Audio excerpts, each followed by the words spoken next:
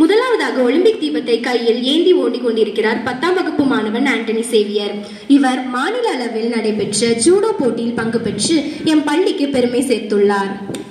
Now, Anthony Xavier of 10th standard carrying the Olympic torch, who has participated in district level judo competition.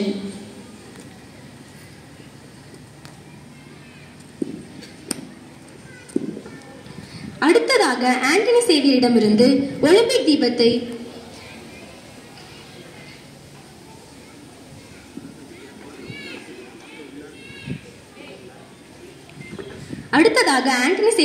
Olympic தீபத்தை 11ஆம் வகுப்பு மாணவன் அன்புச்சரன் வாங்க உள்ளார்.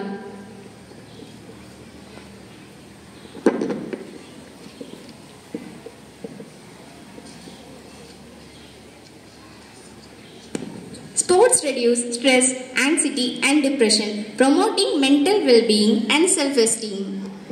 அடுத்ததாக ஆண்டனி சேவியரிடமிருந்து ஒலிம்பிக் தீபத்தை கையில் ஏந்தி ஓடிக்கொண்டிருப்பது 11ஆம் வகுப்பு மாணவன் அன்புச்சரன்.